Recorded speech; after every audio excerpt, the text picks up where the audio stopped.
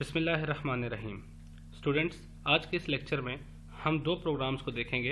Programme number 1 में हम array of structure के ऊपर सर्चिंग टेक्निक अप्लाई कर रहे होंगे और हम जिस सर्च को यूज़ कर रहे होंगे वो लीनियर सर्च होगी, जो कि हम वीक नंबर 11 में स्टडी कर चुके हैं। और साथ ही हम दूसरे प्रोग्राम में कुछ डाटा सर्च करेंगे। उस सर्चिंग की बेस के ऊपर हम एक डायनामिक एरे क्रिएट करेंगे of structures.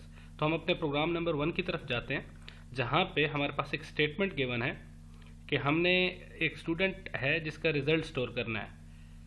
Make a structure result, एक स्ट्रक्चर बनाएंगे रिजल्ट जिसके data members roll number, subject और मार्क्स है। Input roll number of a student, जिस स्टूडेंट को हमने सर्च करना है। सर्च एंड डिस्प्ले इस डाटा, यानी हमारे पास एक एरे होगी जिसका जो कि एक स्ट्रक्चर रिजल्ट के नाम से बना हुआ है, उसकी एक एरे है। हमने स्टूडेंट का एक रोल नंबर एंटर होगा और उसके अगेंस्ट हमने उसका डाटा सर्च करके डिस्प्ले करना है। तो हमने एक स्ट्रक्चर क्रिएट किया, रोल नंबर, मार्क्स और सब्जेक्ट, हमारे पास एक स्ट्रक्चर क्रिएट हुआ। साथ ही हमने यहाँ पे एक एरे क्रिएट की जिसका साइज़ 3 है। 3 से ज़्यादा साइज़ की भी एरे क्रिएट की जा सकती है। तो यहाँ पे मेरे पास कुछ डाटा इस तरीके से आया। इस इनपुट के जो लूप था, इसने जब इनपुट ली तो वो डाटा हमारे पास इस तरीके से था। जहाँ पे जो चीज़ बताई जा रही है वो ये कि रोल नंबर 123 के मार्क्स 50 हैं, सब्जेक्ट पीएफ में। रोल नंबर 245 के मार्क्स 20 हैं, सब्जेक्ट पीएफ में। रोल नंबर 123 के मार्क्स 60 हैं, सब्जेक्ट आईआईसीटी में। एक चीज़ आप यहाँ पे गौर से देखेंगे कि इस सब्जेक्ट में हमारा रोल नंबर जो है वो रिपीट हो रहा है। जिस तरीके से यहाँ पे रोल नंबर आपके पास 123 आ रहा है इस एरे के अंदर। और पर अगर आप सब्जेक्ट्स देखें तो एक केस में आपके सब्जेक्ट आपके पास पीएफ है और दूसरे केस में आपके पास सब्जेक्ट आपके पास क्या है, आईआईसीटी। इसी तरह अगर जितनी ये इस एरे का साइज इंक्रीज होगा उस हिसाब से हमारे रोल नंबर का या रिजल्ट हमारा यहाँ पे स्टोर होगा। बताने का मकसद ये है कि ये एरे एक्चुअली कंटेन क्या कर रही है, रिजल्ट ऑफ स्टूडेंट्स, जहाँ पे एक रोल नंबर के अगेंस्ट एक सब्जेक्ट प्रोवाइड किया गया स्टूडेंट का और साथ ही उसके मार्क्स बताए गए हैं। तो हमने क्या करना था, हमने एक रोल नंबर यूज़र से एंटर करना है जिस रोल नंबर को हमने सर्च करना है। तो इस पर्पज़ के लिए मुझे एक वेरिएबल की ज़रूरत पड़ेगी, जिस वेरिएबल को मैंने क्या कहा, सर्च के नाम से, और इसमें हमने रोल नंबर एंटर करवाया। एज्यूम करते हैं कि हमारे पास रोल नंबर जो एंटर हुआ था वो 123 था। तो हमने इस एंटायर एरे में से डाटा सर्च करना है। तो इस एंटायर एरे का जो साइज़ क्या है वो है 3, यानी 0 1 2। तो हम यहाँ एक लूप अप्लाई कर रहे हैं जो कि 0 से स्टार्ट हो रहा है और लेस देन 3 तक, यानी 2 तक मूव करेगा। आपके हमारे पास जो पहली स्टेटमेंट है उसमें आई की वैल्यू इनिशियलाइज हो रही है किससे, 0 से। जब आई 0 से इनिशियलाइज हुआ हमारे पास, तो आई एक वेरिएबल क्रिएट हुआ, 0 से इनिशियलाइज हो गया। फिर कंडीशनल पोर्शन चेक होगा जहाँ पे 0 इज़ लेस देन 3। बिल्कुल बात दुरुस्त है। तो इसका मतलब है इसकी बॉडी में वैल्यू, यानी इसकी बॉडी में हम एंटर होंगे अब लूप की बॉडी में। जो ही हम लूप की बॉडी में एंटर हुए, लूप की बॉडी में हमारे पास पहली स्टेटमेंट क्या है कि हम सर्च कर रहे हैं R of I dot R number को, यानी हमने रोल नंबर की बेस के ऊपर सर्चिंग करनी है। आर ऑफ आई से क्या मुराद है, आर ऑफ 0। अगर हम 0 इंडेक्स पे देखें और हमारे पास जो रोल नंबर है वो क्या नज़र आ रहा है, 123। इसी तरह हम सर्च वेरिएबल को देखें तो हमारे पास जो डाटा नज़र आ रहा है वो क्या आ रहा है, 123। क्या 123 के इक्वल है, इसका रिजल्ट ट्रू में आएगा। जब ट्रू में आएगा तो इस पर्टिकुलर स्टेटमेंट को एग्जीक्यूट करेगा कुछ इस तरीके से। ये स्टेटमेंट एग्जीक्यूट होगी और हमारे पास जो रिजल्ट होगा वो इस स्टूडेंट का डिस्प्ले हो जाएगा। इसी तरीके से हमारे पास आई में इंक्रीमेंट हुआ। आई में इंक्रीमेंट होने के बाद आई की वैल्यू क्या हो चुकी है, 1। जो ही आई की वैल्यू 1 हुई, फिर हमारे पास कंडीशन चेक होगी कि 1 इज़ लेस देन 3। तो ये बात तो आपके पास क्या है, दुरुस्त है। तो फिर बॉडी में ये यहाँ पे एंटर होगा। जो ही हम लूप की बॉडी में एंटर हुए, पहली स्टेटमेंट क्या, आप इंडेक्स के रोल नंबर को चेक करें कि अब आई की वैल्यू क्या थी, 1। इसका मतलब है अब जो हमारे पास चेक होगा वो कौन से, R1 की अगर मैं बात करूं तो R1 पे जो रोल नंबर मेरे पास मेंशन है वो है 245। जो रोल नंबर मेरे पास मेंशन है वो कौन सा है, 245। और अगर मैं सर्च के वेरिएबल की में देखूं तो मेरे पास डाटा क्या पड़ा है, 123, यानी ये मेरे पास रोल नंबर कौन सा है, 245। और सर्च में मेरे पास क्या था, 123। तो 123 बराबर नहीं है 245 की, ये वाली कंडीशन हमारे पास क्या हो जाएगी, फॉल्स। जो ये चीज़ फॉल्स हुई हमारे पास लूप में इफ में एंटर नहीं होगा, सीधा इंक्रीमेंट के पोर्शन में दोबारा से मूव होगा। जो ये इंक्रीमेंट होगा तो आई की वैल्यू अब क्या चल रही है, 1 में इंक्रीमेंट किया तो आई की वैल्यू क्या होगी, 2। फिर कंडीशनल पोर्शन को चेक करेगा कि 2 इज़ लेस देन 3। बिल्कुल दुरुस्त है बात, 2 अगर लेस देन 3 है तो हमारे पास ये इस लूप की बॉडी में एंटर होगा। जो ही हम लूप की बॉडी में एंटर हुए स्टूडेंट्स, तो हमने पहली स्टेटमेंट यही चेक की कि हम रोल नंबर को सर्च कर रहे हैं। इस वक्त आई की वैल्यू क्या है, 2। इसका मतलब है हम आर ऑफ 2 को देख रहे हैं, आर ऑफ 2 डॉट आर नम। इसका मतलब है आर के सेकंड इंडेक्स के ऊपर जो रोल नंबर पड़ा हुआ वो क्या पड़ा हुआ 123, वो मैच हो जाएगा 123 के साथ, तो हमारे पास रिजल्ट क्या आएगा, ट्रू। जो इन ट्रू आया तो इफ की बॉडी में एंटर होगा और ये डाटा हमारे पास डिस्प्ले हो गया। फिर हमारे पास इंक्रीमेंट के पोर्शन में आई की वैल्यू क्या हो गई 3। अब हम अगर कंडीशनल पार्ट को चेक करें तो 3 इज लेस देन 3 हमारे पास लेस देन 3 है, ये कंडीशन क्या हो गई, फॉल्स। जो ये फॉल्स होगी तो ये लूप से आपके पास बाहर आ जाएगा, यानी हमारे पास डाटा इस तरीके से आ गया।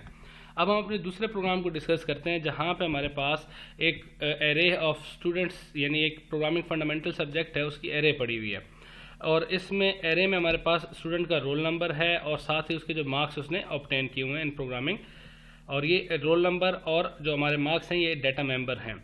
Make a program that makes another array, यानी हमें एक और एरे क्रिएट करनी है जिस एरे का नाम क्या है, फेलियर स्टूडेंट। जो फेलियर स्टूडेंट्स है उसका डाटा हम यहाँ पे स्टोर करेंगे। Having marks less than 50 are considered fail, जिन स्टूडेंट्स के मार्क्स लेस देन 50 होंगे उनको हम क्या कंसिडर कर रहे हैं, फेल कंसिडर कर रहे हैं। तो हमारे पास इस तरीके से रिजल्ट की एरे जिसमें 2 डाटा मेंबर्स थे, रोल नंबर, ये हमारे पास एक एरे क्रिएट हुई 8 साइज़ की। 8 साइज़ में हमने इनपुट ले लिया और हमारे पास डाटा कुछ इस तरीके से एंटर हो चुका है सारे इंडेक्सेस के ऊपर। अब स्टूडेंट्स हमने क्या करना है, हमने सर्च करना है कि हमने एक्चुअली फेलियर की एरे क्रिएट करनी है। अब फेलियर की एरे का साइज़ हमें आइडिया नहीं है, साइज़ क्या होगा, हमें सबसे पहले क्या करना पड़ेगा, काउंट करना पड़ेगा। काउंट किसको करना पड़ेगा, उन स्टूडेंट्स को जो फेल हैं। फेल कौन से हैं, जो 50 से लेस मार्क्स हैं। एक ये हमारे पास है, दूसरा ये वाला रिजल्ट है हमारे पास, तीसरा ये है, चौथा ये है। इसका मतलब मेरे पास एक एरे क्रिएट करनी है जो कि पर हम इस डायरेक्टली एरे क्रिएट नहीं करेंगे, हम सबसे पहले काउंट करेंगे इनको ताकि हमें पता चल जाए कि एक्चुअल साइज में क्या साइज क्रिएट क्या होने जा रहा है। तो हम जीरो इंडेक्स पे चेक किया हम लोगों ने, सबसे पहले काउंट हमारे पास वेरिएबल था जो कि 0 से इनिशियलाइज हो गया। अब हम 1 बाय 1 चेक करते जा रहे हैं क्या जीरो इंडेक्स के जो मार्क्स हैं, जीरो इंडेक्स पे मार्क्स देखें क्या 52 इज लेस देन 50, फॉल्स। एक स्टेप आगे मूव करेंगे। फिर हमारे पास क्या हुआ, जीरो इंडेक्स पे हम मार्क्स देख रहे हैं, सॉरी आई की वैल्यू इंक्रीमेंट हो गई, 1 इज लेस देन 2। हम अब 1 इंडेक्स पे मार्क्स देखें वो क्या लेस देन 50, तो 53 इज लेस देन 50, फॉल्स। इसी तरीके से एक स्टेप आगे आ गए। अब हम देख रहे हैं 25 मार्क्स क्या पड़े हुए हमारे पास 25, और आई की वैल्यू क्या चल रही है students 2 is less than 8, yes. 25 is less than 50, yes. Count में हम क्या करेंगे, प्लस प्लस, काउंट में इंक्रीमेंट हो गया और एक स्टेप हम फिर आगे चले गए। अब थर्ड इंडेक्स की वैल्यू को देखें, ये लूप थर्ड इंडेक्स पे चला गया, 35 is less than 50, yes. Count में फिर इंक्रीमेंट करो और एक स्टेप आगे चले जाओ, 32। अब आई की वैल्यू क्या चल रही होगी, 4 चल रही होगी, 32, यानी हमारे पास उस वक्त तक ट्रू रहेगा जब तक आई की वैल्यू लेस देन 8 है, यानी 4 is less than 8, yes. Body में आएगा 32 is less than marks, yes. Count में क्या करें हम, इंक्रीमेंट कर दें 3 का। इसी तरीके से फिफ्थ इंडेक्स की अगर मैं बात करूं तो 124 165 मार्क्स लिखा हुआ है, तो यहाँ पे कंडीशन फॉल्स। एक स्टेप आगे सिक्स्थ इंडेक्स पे अगर मैं बात करूं तो मार्क्स 23 है, 23 is less than 50, yes. Count क्या करेगा, प्लस प्लस, और एक स्टेप आगे सेवंथ इंडेक्स पे हमारे पास डाटा क्या पड़ा हुआ है 68 इज लेस देन 50, फॉल्स। जब आई में इंक्रीमेंट करेगा तो आई की वैल्यू क्या हो जाएगी, 8 हो जाएगी, जो कि आपके पास लूप से बाहर, यानी हमारे पास टोटल वैल्यूज कितनी काउंट हो गई, 4। अब हम एरे क्रिएट करेंगे जो कि 4 साइज की होगी। यहाँ पे आप देख रहे हैं, यहाँ पे हम एक कंडीशन अप्लाई कर सकते हैं, if count is not equal to 0, यानी अगर आपके पास काउंट 0 के इक्वल नहीं है तो फिर हम क्या करेंगे, ये एरे क्रिएट कर रहे होंगे। यहाँ पे मैंने कंडीशन नहीं लिखी तो हम ये कंडीशन अप्लाई कर रहे होंगे, if count is not equal to 0, तो फिर हमने ये सारा का सारा स्टेटमेंट उस इफ़ की बॉडी के अंदर मेंशन करेंगे। खैर, अब यहाँ पे हमारे पास एरे क्रिएट हो गई 4 साइज़ की। स्टूडेंट, जब 4 साइज़ की एरे क्रिएट हो गई कुछ इस तरीके से कि हमारे पास ये एरे क्रिएट थी 0 1 2 3, हमारे पास 4 साइज़ की। अब जे हमारे पास ऐसा वेरिएबल है जो इस इंडेक्स को ट्रीट करेगा, जे की वैल्यू क्या हमारे पास 0। अब सबसे पहले आई कहाँ से स्टार्ट हो रहा है, 0 से स्टार्ट हो रहा है, 0 इज लेस देन 8। सबसे पहले 52 देखेगा, आई की वैल्यू आपके पास लेस देन 50 नहीं है, ठीक हो गया। आगे चलो, आई की वैल्यू हो गई 1, जब आई की वैल्यू हो चुकी है 1 इंडेक्स पे आप डाटा देखें 53 है, 53 इज लेस देन 50, फॉल्स। फिर आई की वैल्यू इंक्रीमेंट होकर 2 हो गई, 2 इज लेस देन 8, बॉडी में आएगा 2 इंडेक्स पे मार्क्स देखें 25, यस। तो आप क्या कर रहे हैं, पी एफ फेल के अंदर डाटा स्टोर कर रहे हैं जे प्लस प्लस। ये पोस्ट इंक्रीमेंट है तो ये काम क्या करेगा, सबसे पहले रोल नंबर मैप करेगा इसके रोल नंबर में 0 इंडेक्स पे, और मार्क्स मैप करेगा, सॉरी रोल नंबर क्या था 4 5 6, तो और मार्क्स आपके पास जो है वो एंटर करेगा यहाँ पे 25। इस तरीके से। और जे फिर इस इंडेक्स पे डाटा एंटर करने के बाद जे की वैल्यू क्या कर देगा 1।